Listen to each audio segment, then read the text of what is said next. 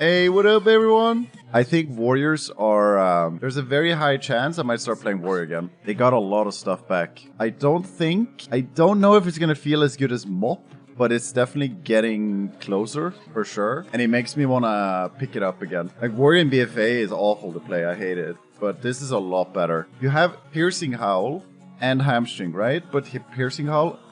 See, now the global cooldown on Hamstring makes more sense, because now you have a 30-second cooldown Piercing Howl, but Piercing Howl is also a 70% slow. So the notable things with Warrior is that Piercing Howl has a 70% slow on a 30-second cooldown. There's a Chains of Ice, and it's also a range slow, 12 yards, right? So that alone gives you a bunch more mobility. That's a huge slow to catch up with people. And Shattering Throw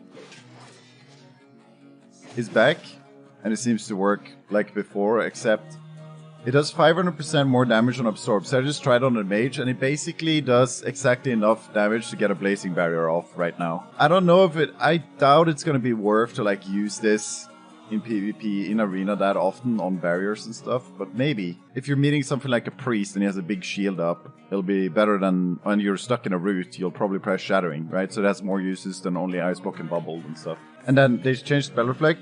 Spell Reflect only reflects one spell again, but it reduces dot damage you take by 20% when it's up. Also a cool and good change. Intervene is completely broken, because it doesn't just intervene one ability. For 6 seconds, I will intervene every ability. So that is super, super overpowered, and that needs to be changed. That's not gonna work. So you also got Deadly Calm. Hold on, Cepheus, I will reply to that. Which increases your maximum rage passively.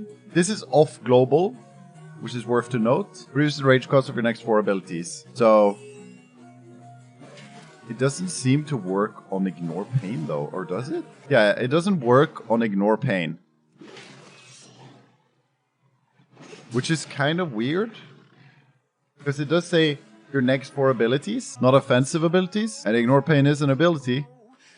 I don't know if that's intended or not. So the next thing that's worth noting, that's a big change as well, is what Cepheus just talked about. So Ignore Pain, you can use whenever. You can use... Wait, did I not put it on my bars? You can use Ignore Pain whenever, but your Shield Block and Shield Slam requires weapon swapping again.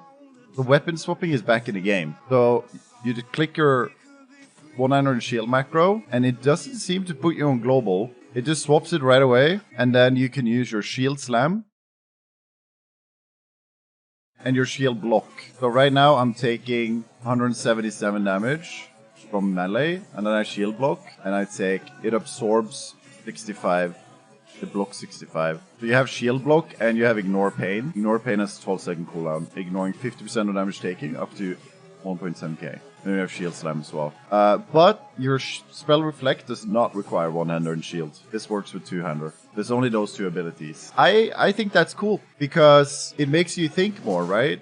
It's like, if you want to use your defensive abilities, it hurts your offensive play.